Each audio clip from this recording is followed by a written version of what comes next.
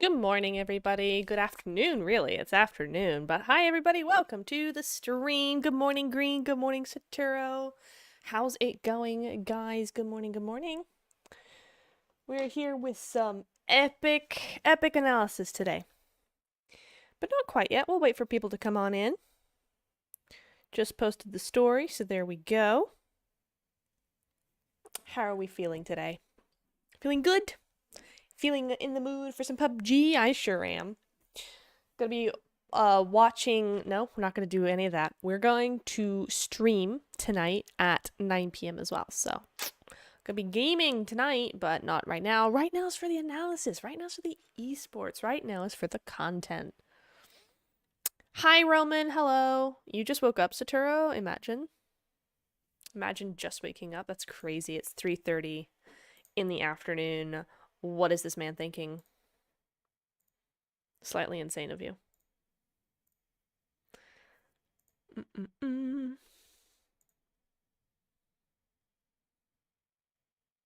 Yeah, 9 p.m. An evening stream. We're going to be trying out some evening streams. Yeah, I want to start streaming in the evening, see how that works, you know? Maybe get some of the NA peeps over here.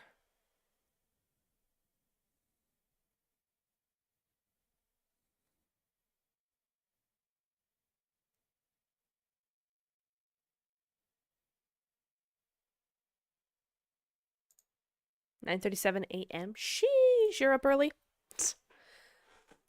Took a nap at 11 a.m. after class. Honestly, I kind of wish I could nap, but I can't. Cause I'm here with you guys.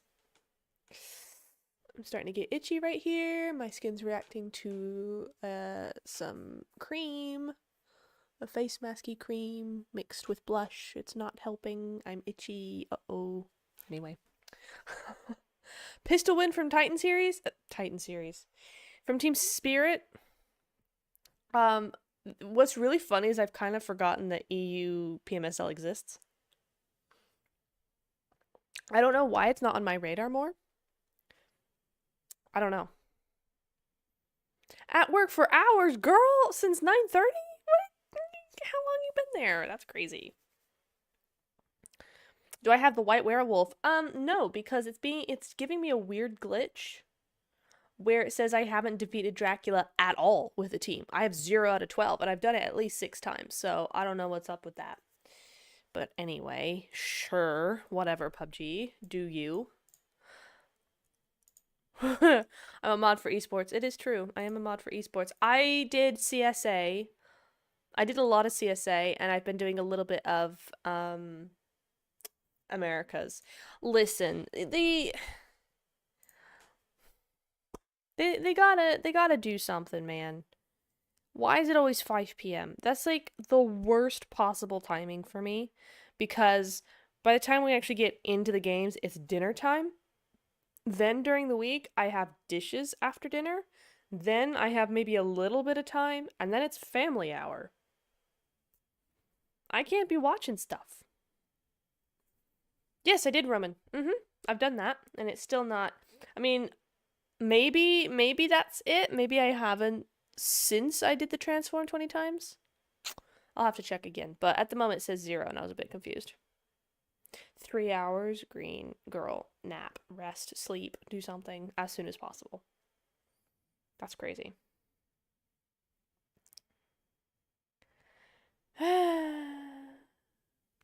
We're just waiting for a few more people to get in. It's not a super long stream. I think we should be able to take it to an hour. But we're going to be watching Green's clip of NRG's push onto... Who was it? Was it Influence or was it Twisted? I think it was Twisted, right? And then we're going to be watching the end game from that point onwards because I think it's interesting as well. So that is the plan for today. Your boss wouldn't like that. Ah, whatever. Tell him you need nap times in your contract. mm.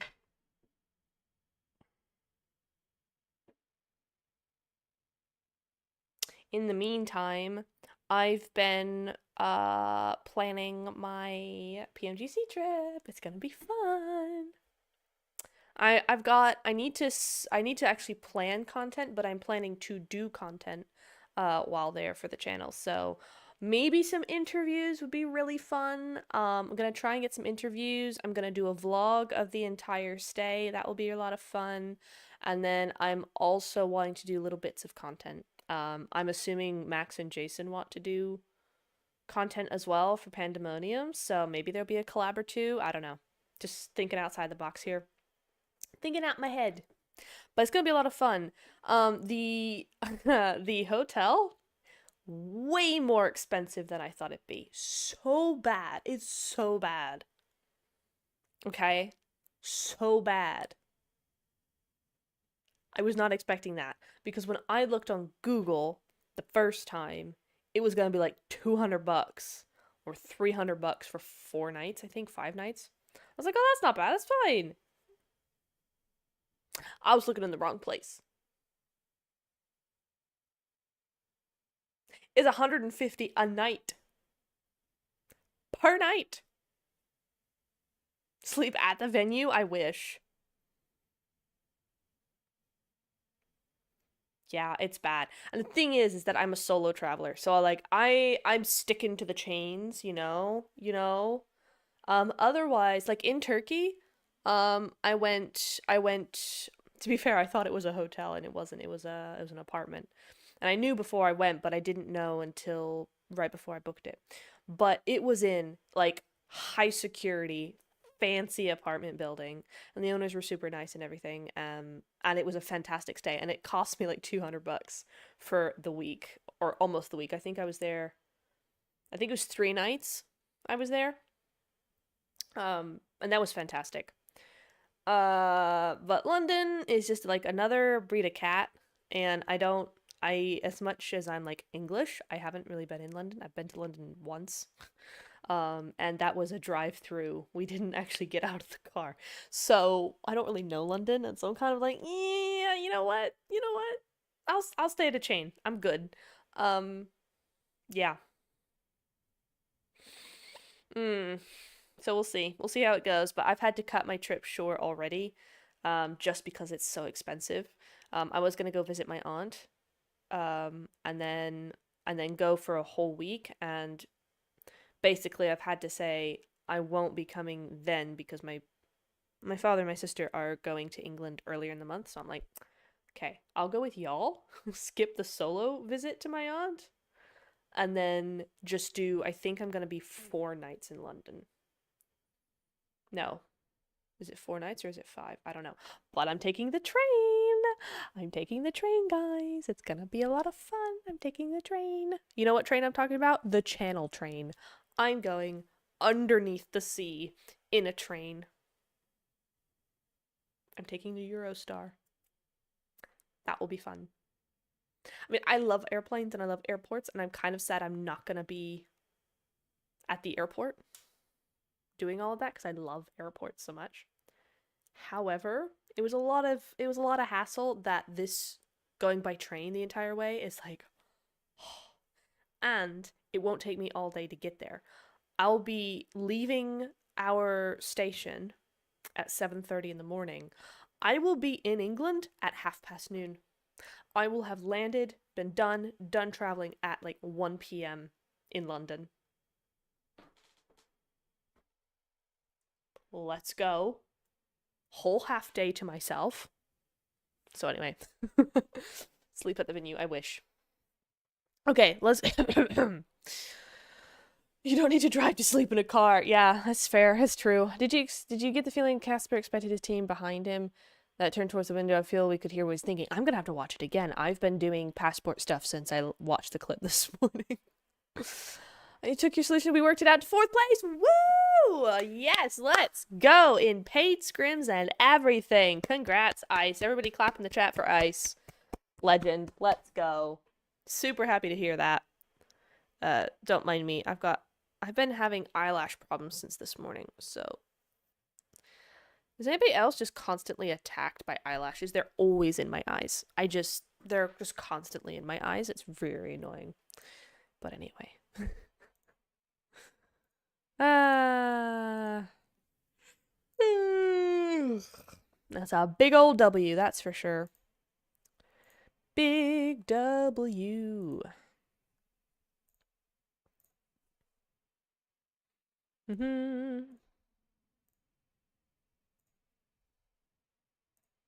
Which one's this? I'm looking at our clip that we're going to have coming in here. Ah, that's the clip for after. All right. So I want to go over, I think we can kind of get some stuff started here. People start coming in a minute or so. But I do want to talk about NRG, and I think they're really interesting because this push from them specifically is good. It's a good push. They do most of the things correctly until it goes horribly, horribly wrong. And I think it'd be interesting to show why things go wrong when the push is right. You know, how do things fall apart in the middle? Because often when you have a team that is trying out a new strategy, or you know, somebody makes a play and it goes badly, you tend to throw out the whole thing. If that push didn't work, we don't do that push again. And it's like, not exactly. You have to analyze why that didn't work in order to know if you need to throw it all out or if you just need to not do something in the middle. And I think this is a good example of that. So we can go ahead and watch. There's no sound, so, you know, another silent stream. Gonna drink some water. Okay, so I think we're gonna see the zone in a second here. It's a very difficult zone. I will give them that. Let's go to the where's me zone? Where's me zone? I went too far, it seems. There we go. So it's a difficult zone in the first place.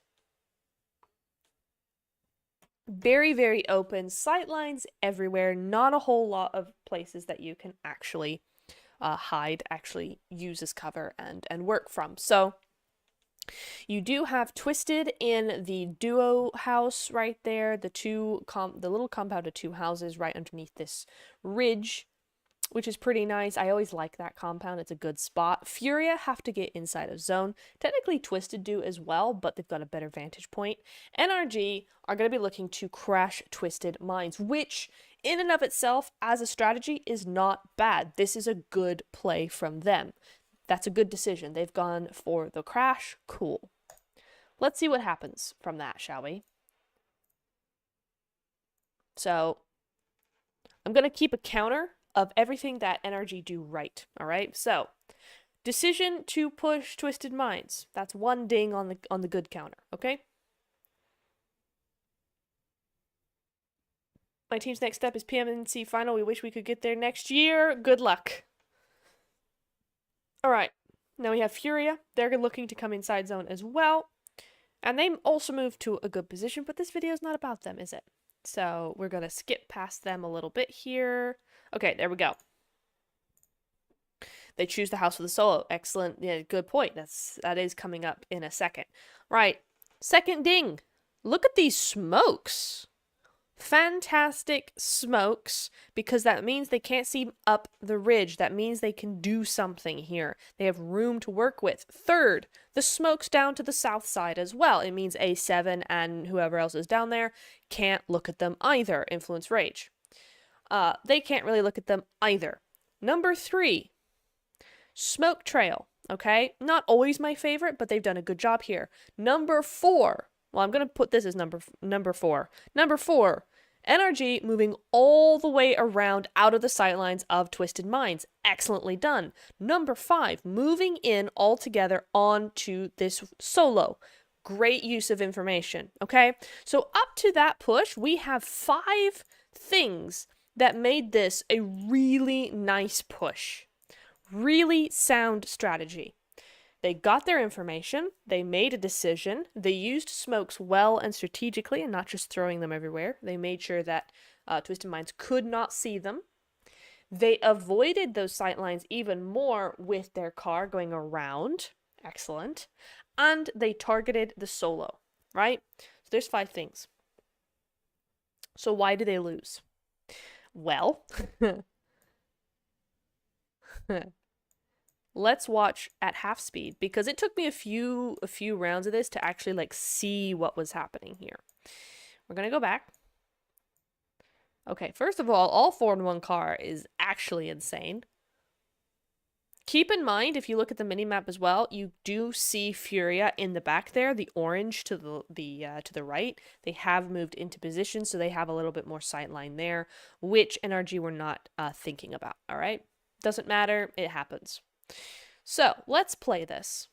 Here we go. One goes round to the outside. You see that? Who was that? Who did that? Fate goes round to the outside to get another angle. Cool. The rest of them move in here. Now, I don't know where those shots were really coming from. I think it might have been behind them. Yeah, A7 looked to be shooting at them. So, unfortunately, they were unable to get the sightlines completely covered here. I may have liked maybe some smokes at that side just to make sure, but A7 were probably going to spray that down anyway. So, a little bit of just, you know, the risk you take. Okay. So they lose a little bit of damage, a little bit of health here from A7. Still, nice flank round to one side, and then 3 move in with the nades, etc. That shot probably interrupts what they're trying to go for here. All right, Casper moves in. Da-dunk! Get wrecked. Absolutely wrecked. Okay. Next, nade, though, does keep them away a little bit. Alrighty, what next? Gonna be sitting out some smokes. All right. 24K. Gonna move in. Federal. Just saying. Was Federal the one to take out Casper? No, Radoboy was the one to take out Casper. But they're gonna squad up pretty quickly. They're gonna group up pretty quickly. They all have DBSs. So you have Casper going down. And then 24K goes, I can take this guy on my own. Dunk. Down he goes. Fate does take out Radoboy on the outside, so he's being helpful on his own there, right? But Fate goes down eventually. So what are we learning here? Now, at this point, Furia are making themselves known. Federal's like, I can handle 2 teams at once, no biggie. All right, let's take it off at half speed. And now we have Spec. And Spec does some epic stuff. So we got this. He's going to try, with the smoke first, going to try and get this heal.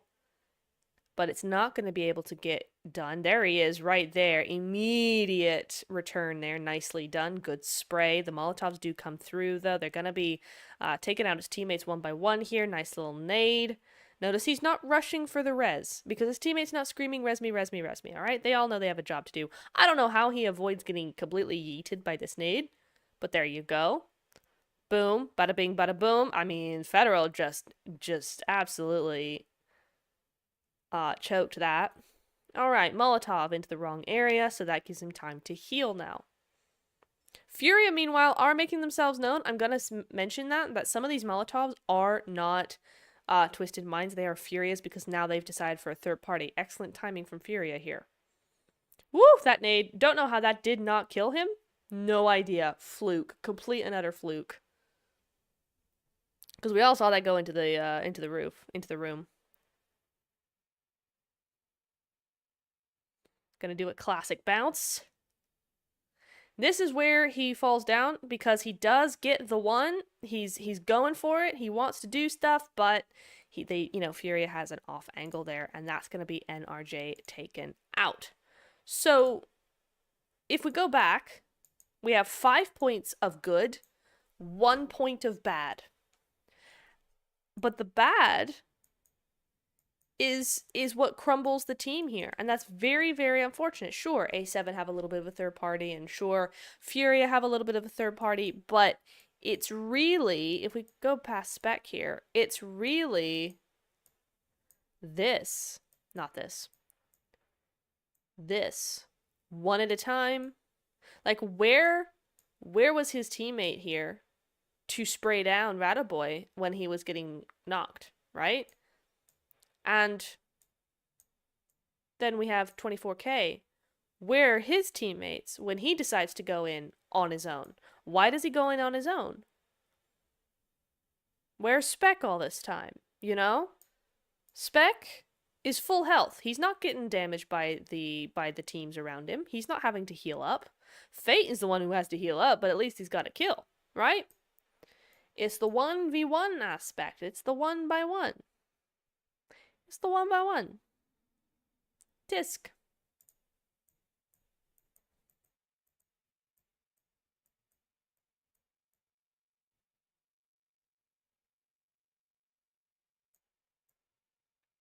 What, this look? Yeah, he's looking for his teammates. Yeah, I'm sure he was. So that's what I mean when don't throw out the whole push just because, or the whole thing just because it didn't work. Think about why it didn't work. If NRG had played this differently, in terms of once they left the vehicle, what happened next? Perfect. Good to go. Excellent. This is always going to be a hard fight to win. Just because you have a very open zone, two teams looking at you, able to spray you down. Twisted Minds, Federal, DBS, all of that, not easy. The way that the houses are split isn't easy. So it is a difficult play to make and to do well. But going 1x1 like this ensured that they did not win. So there's that. Just saying. So that's kind of my take on NRG's push here in the PMSL Americas. Not great. It was good until it wasn't. So there you go. If you have any questions, feel free to ask me about this clip.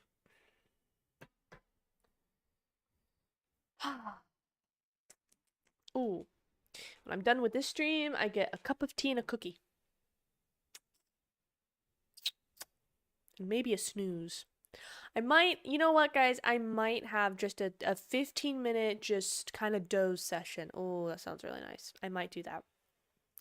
After this stream, I've got to start booking some trip stuff, but otherwise, I'm free until 9 p.m., so I might have a snooze. That might be nice, guys. All right, shall we go on to the next clip then? Let's do it. This clip. So this one we're going to watch. I don't think we need to watch all of this. Yeah, we can start it to about here, I think. So Twisted went down to a solo and they got taken out while they were trying to rotate. That's just how, name of the game is. So let's look at this final zone.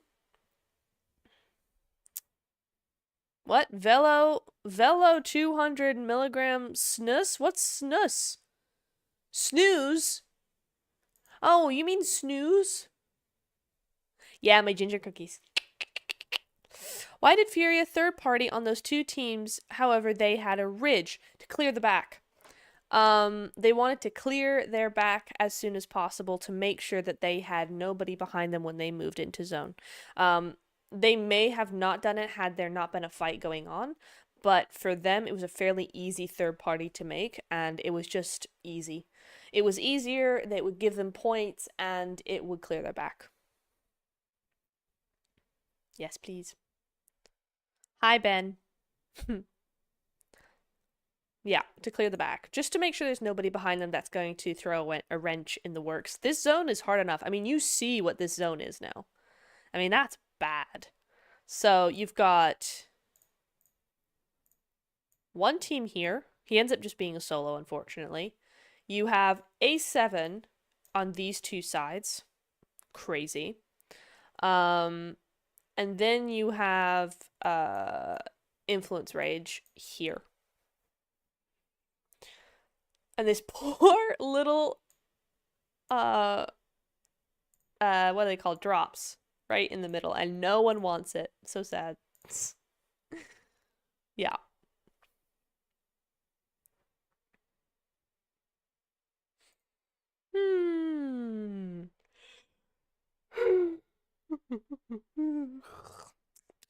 Okay. Let's move on here. So, you see what we're doing, how we're doing these things.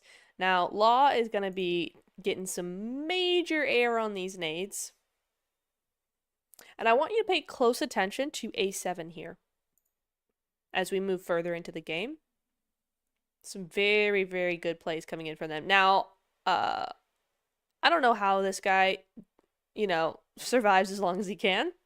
But, he goes out eventually. What, beast? Huh? What do you mean? Fury has the Ooh. Not anymore, they don't. So now we're just down to 2 teams, Influence Rage and A7. Now both have, let's make note of this, both have very, very similar player placements, right? You've got Influence on this side, and over here you've got A7 and A7 on this side as well. So very, very similar. The only thing that's different is that their roles are reversed here. Here you have a 2-1 split, and here you have a 1-3 split, I think. Yeah.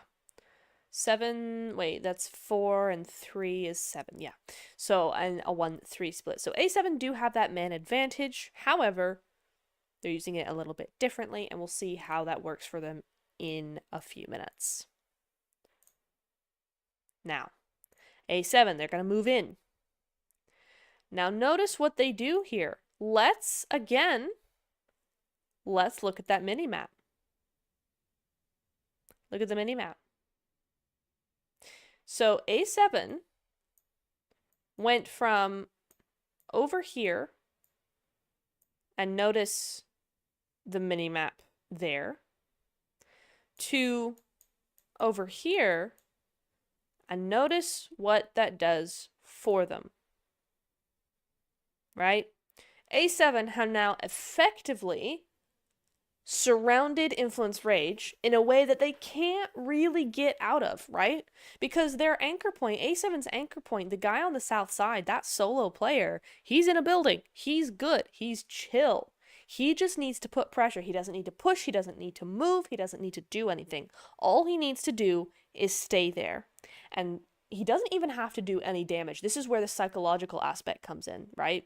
He doesn't even have to do much or any damage. All he has to do is fire shots. He has to stay in his building, fire a few shots, maybe hit one, maybe just, shoot the car a little bit. Just let them know that the other A7 player is behind them, and start to watch how that affects them a little bit, right? So that's A7's plan. And it's a darn good one. Okay, a beautiful split coming out from them. Really, really nice. You love to see it. Now, how do Influence Rage combat this push, this split, this flank from A7? Let's watch. Nades, Molotovs, excellent, good. I love a good nadeable. It's very nice.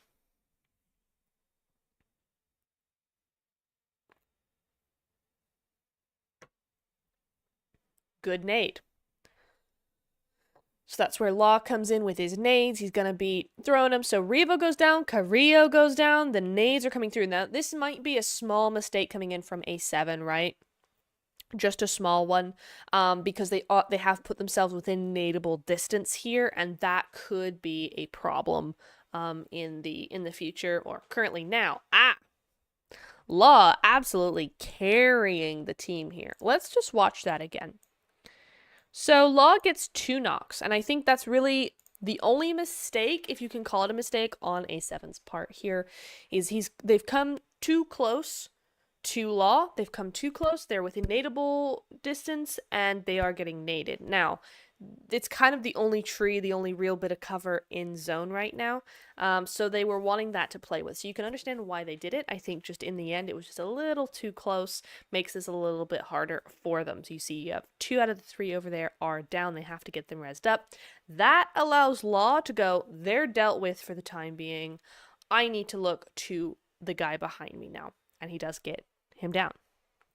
So with this, with Mafioso going down, which is an insane spray, by the way. How did he even know? A7's power is completely gone. Exactly. Just done. And this is what the problem can be with these anchor strategies, where you leave one player as the anchor and the rest of the team move around that anchor point. Is once your anchor point is cut off, then you don't have a tether. Your line is gone. There's not a lot of control you now have. You're kind of just there. So it can be very risky. So Mafioso goes down. That means that A7's power is gone. It's back into the hands of Influence Rage. Influence Rage, however, don't really do much about this. They allow these heals to come up, first of all.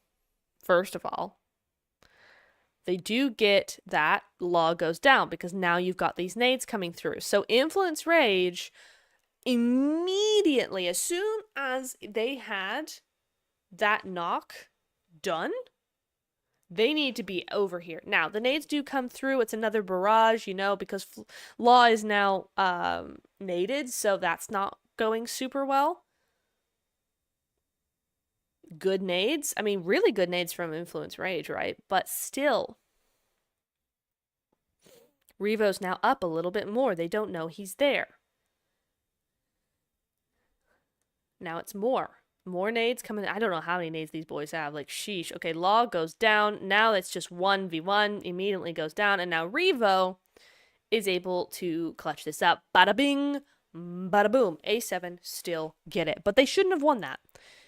Again, what we just talked about with NRG. The push is good. A slight mistake in the middle messes up the whole thing. Foils the whole plan. And then, in this case, they're able to bring it back, but only able to bring it back because the other team made a mistake, right? A7 shouldn't have won this if Influence Rage had been really speedy. As soon as A7's anchor point was knocked, not even getting the finish. I don't care about the finish. No one can get him there, right? As soon as he gets that knock, the entire team should have rushed to those 3 players ahead of Law and gone through him, and it would have been easy. So easy. But he didn't. And A7 were able to bring it back. GG's. So, yeah. Just very interesting. Yes, what is it, Ice? No multi-stream is crazy? Not really, Proby. Not really. This is an analysis stream. Twitch don't care about an analysis stream. They want the gameplay. I'll multi-stream tonight.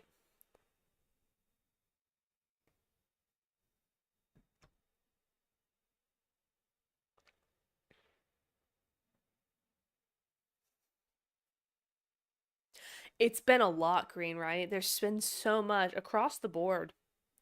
It's weird how much hesitancy there really is.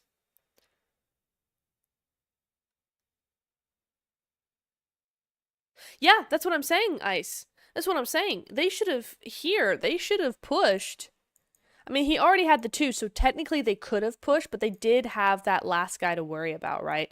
So when this happened, when only McGrellin was up, yeah, they could have pushed as soon as this happened, but I understand why they didn't, because they knew that there was somebody. I don't know what the other 2 guys were doing, to be honest. I have no idea what they were doing. They were doing nothing compared to Law. Then, Mafioso spots him, takes him down. Instant push. As soon as that comes up on your screen that you've knocked him, everybody, get to the tree. But even Law doesn't do nothing. Even Law's looking over there. It's kind of weird. So, the only thought I can think right now is maybe they didn't know that there were 3 players. They may have thought it was a 2-2 split here. Possibly. Which would be weird. But it would explain why even Law was not looking back over towards the 2 knocked players. They may have thought that there were only 2 over there. Which would make sense, but also annoying because, come on, guys. SMH. So, that's my theory, or a possible theory also. But as Green says, we've been seeing so much hesitancy, it wouldn't surprise me that they just didn't do it on time. Hi, Georgie. So many typos. Both teams were nervous or something because both of them leaked some aggressive push. I think A7 played that perfectly fine. I'm not sure that A7 felt particularly nervous there. Influence Rage are too experienced to be thinking that they should hesitate, so that's a weird one. But yeah, there's definitely either hesitation or not enough information. And A7 wins the game there. They brought it back. Yeah, it's a shame because Influence Rage definitely should have had that in the bag. It was a really nice play by Law. He carried that entire game by doing what he did. But A7 brought it back. GG's. You know? Can't fault him.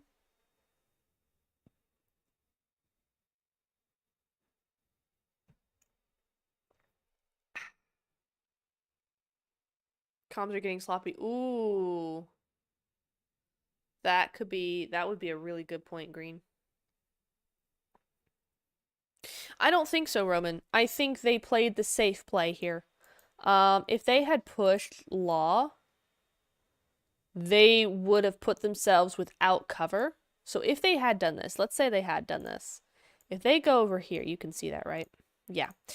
If they go over there, and instead of coming around and then looking, they go right here. Notice in the video that there's a little bit of like a ridge here happening.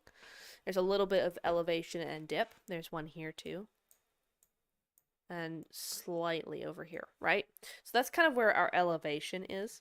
If they had gone through here, it would have been too easy for Influence to do something about it and disregard Mafioso completely. The idea here was to go around and look at Law, and then Mafioso also looking at Law and pinch him. I don't know what these two were doing. They did absolutely nothing. Kill feed, they're not in the kill feed. They're not looking around. I don't think they even shot. They threw a few nades and that was kind of it. I don't know what they were doing. Law was doing everything. But this is why I'm saying this anchor was so important, that Mafioso as anchor was so important, because now these three can move around as they like without too much problem from these two, because he's here. Hello? He's here. So it's that sort of thing, I think.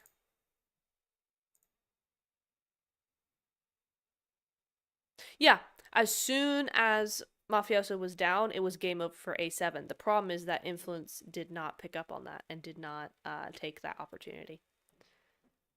Green making typos like nature. Hey, I don't do that many typos. What do you mean?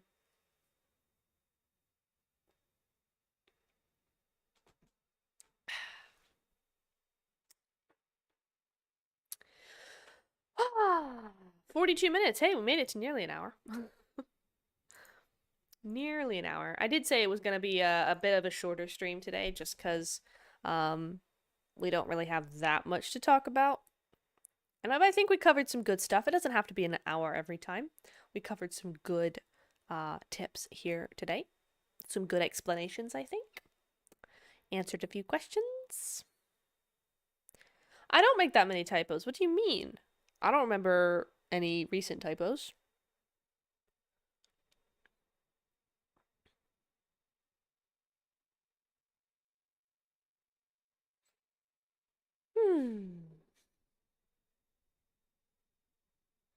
Right. Any more questions, anybody? I'm taking a couple more questions, or otherwise I'll just end stream here. I got more stuff to do. I gotta put some stuff up for sale and also get a package ready to post tomorrow, so I need to go do some things. Should have all gone to the warehouse? No, Roman. No. They should not have gone to the warehouse. Absolutely not. What I think their push as they did it was fantastic. I think it really was, because it put Influence in a sandwich position, because now they had two sides of shooting, right? It would have been even better if they had left one maybe at this tree or something, and then that way there was like a three-way, right? And I think that's what Influence were expecting. I don't think they knew that all three were where they were, personally. So yeah, Roman, I think their push was exactly as it should have been. I just think the only thing I would have changed with their push, other than having a second anchor point, would be maybe to not go so close, because they put themselves within nade range, and that really messed them up. Contact me? I don't know. I am a coach, it is true. It is true. But did you look at my Ko-Fi? I think we already discussed looking at my Ko-Fi. I don't know that what I charge is going to work for you. But feel free to DM me. Other coaches, I don't really know other coaches. I know a couple of other coaches, but they already have teams. They're already PMGC coaches and all of that. So I'm not sure that's what you're looking for. If your dropping spot is in the center of zone on stage 1, should you stay or move around?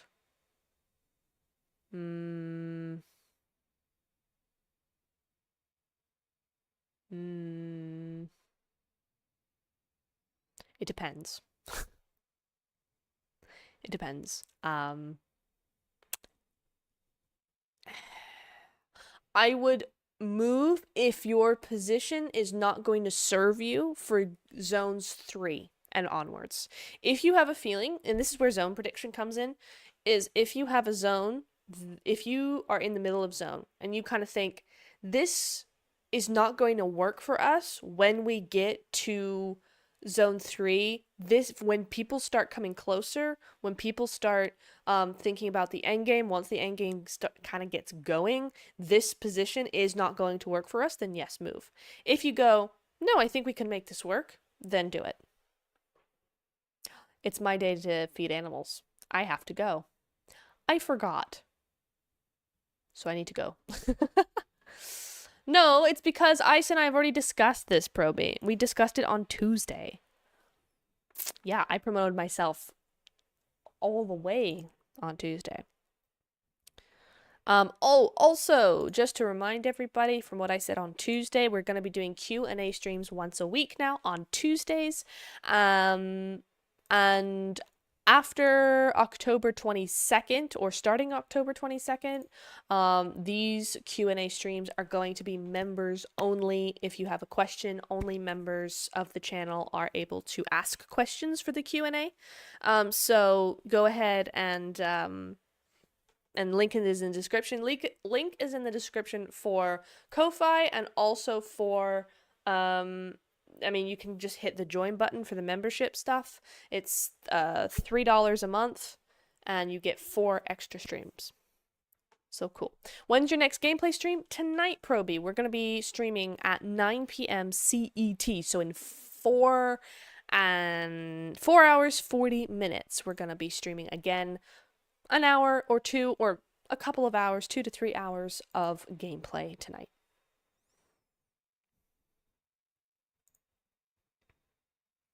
Yeah, it's 4:19 right now. I'm going to be streaming at 9 p.m.